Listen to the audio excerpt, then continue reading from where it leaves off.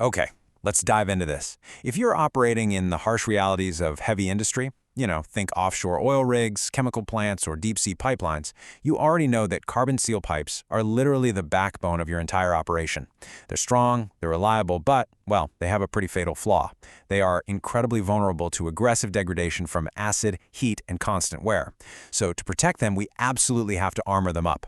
Today, in this explainer, we're putting two heavyweight metallurgical contenders in the ring to see exactly how they pull this off. We've got the premium powerhouse, Inconel 625, going up against the classic, highly cost-effective workhorse, stainless steel 309L.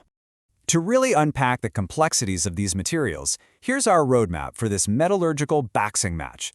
We'll start with the cladding conundrum, then meet the materials, tackle the dilution dilemma, zoom in on microstructures and heat treatment, do a head-to-head comparison, and wrap it all up with the final verdict. All right, first up, Section 1, the cladding conundrum. So we know carbon steel pipes are vulnerable to severe acids and wear, right? Which means we must armor them. But how we apply that armor actually matters immensely. So the crucial point is getting our terminology straight before we even touch the metals themselves. You hear the word cladding thrown around a lot. It's basically a broad umbrella term that just means adding a tougher metal to a base metal to stop rust and add strength. You can do this through mechanical, solid-state processes like hot rolling.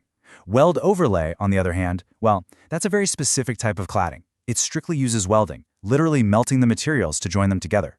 As we look at our two distinct pathways to a solution today, keep in the back of your mind that applying these layers through welding introduces immense heat and some seriously complex chemistry. Moving right along to Section 2, meet the materials. Let's map out our hierarchy of options. When you need top-tier defense, Inconel 625 is the premium nickel-chromium alloy of choice, boasting what we'd call superior corrosion resistance. It actively fights off hydrogen sulfide, carbon dioxide, and severe acids, performing right on par with elite alloys like Hastelloy's C276. Contrast that with something like Inconel 825, which honestly shows much poorer resistance in these settings, or your standard stainless steel 316, which is just going to suffer from general corrosion and intergranular attack in these same brutal environments. Basically, when you absolutely need the best, Inconel 625 is your heavyweight champion. But here's the rub. Inconel 625 is incredibly expensive. And that is exactly where our second contender steps into the ring, stainless steel 309L. This is a classic, heavily alloyed material packed with about 23.5% chromium and 13% nickel. It's often used as a highly cost-effective transition layer for cladding carbon steel. It's kind of like a metallurgical bridge, making it incredibly useful for joining dissimilar metals.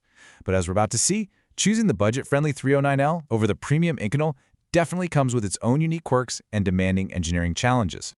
Which brings us to round 3, the dilution dilemma. Here's the reality of weld overlays. When you melt a protective layer onto carbon steel, the metals mix. It's unavoidable, and that mixing can seriously dilute your armor. Let's look at how Inconel 625 handles this. To get a smooth, even layer, engineers often use the gas metal arc welding, or MIG process.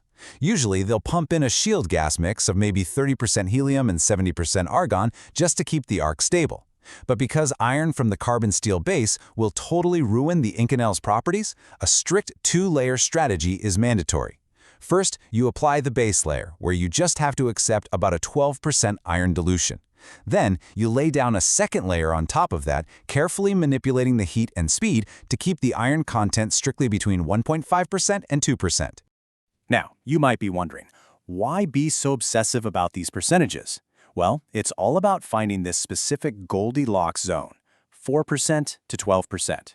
For the final Inconel 625 overlay to actually resist pitting and corrosion out in the real world, the overall iron content needs to be managed with absolute precision. If you lose control of your weld parameters and that iron content creeps up past 19%, game over. The entire overlay will pit, degrade, and ultimately fail. No pressure, right? And this brilliantly illustrates the challenge for our other contender, stainless steel 309L. When you map this out using a Schaeffler diagram, which is basically a cheat sheet metallurgists use to predict what a weld's internal structure will look like, you see something alarming. If you mix pure 309L with our base carbon manganese steel at just a 25% dilution rate, it shifts the resulting weld metal directly into a highly complex, unstable structural zone. You're suddenly teetering right on the boundary of austenite, martensite, and ferrite. It's a massive, precarious balancing act. Let's dive deeper into that in Section 4, microstructures and heat treatment. Think about what actually happens at the microscopic boundary where these two metals meet.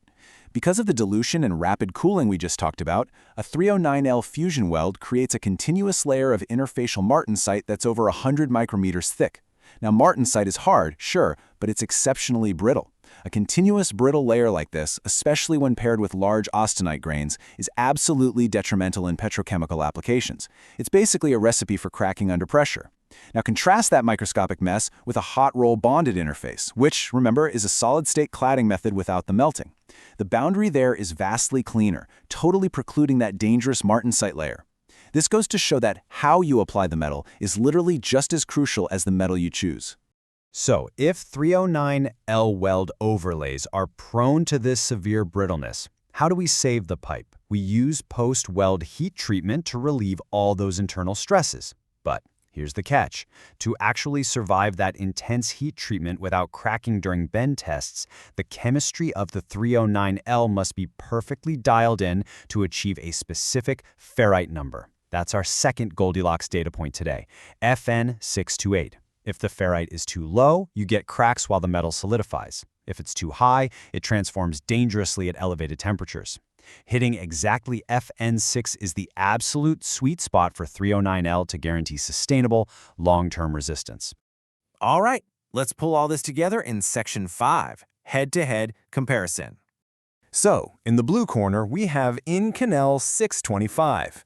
It delivers absolutely exceptional performance in the harshest environments imaginable. But that premium performance comes with a massive price tag. And it demands incredibly strict multi-layer welding just to keep iron dilution in check. And in the red corner, stainless steel 309L. It's a fantastic, cost-effective transition layer that will definitely save your budget. However, it actively struggles with detrimental martensite formation right at the weld interface, and it absolutely requires a perfectly balanced chemistry, specifically that magical FN6 rating, to even survive its own post-weld heat treatments. The big takeaway here? Neither of these is a magic bullet. Both require incredible engineering precision to function correctly. And that brings us to Section 6, the final verdict. At the end of the day, ensuring these claddings actually survive out in the real world comes entirely down to quality control. You have to verify your work. The industry standard is to maintain an overlay thickness of between 2 and 5 millimeters. But to guarantee that thin layer is structurally sound without, destroying the pipe to check it, you have to rely on non-destructive testing. Ultrasonic testing uses sound waves to hunt for internal voids or places where the fusion failed, while dye-penetrant testing will light up any microscopic surface cracks. If you do find a defect, the good news is that both of these materials can be repaired simply by grinding out the flaw, cleaning it up, and re-welding. Finding these tiny issues early saves massive, massive amounts of money on catastrophic future repairs. You've seen the metallurgy, the risks of dilution, and the incredibly strict parameters required for both of these approaches. So you have to ask yourself, does your current project budget truly justify the premium, multi-layer protection of Inconel 625? Or does the highly precise, cost-effective transition of 309L perfectly match the specific environmental hazards of your site? Choosing the right heavyweight for the job is literally the difference between a pipe that lasts for decades and one that fails exactly when you need it most. Until next time, keep analyzing, keep building, and thank you so much for joining us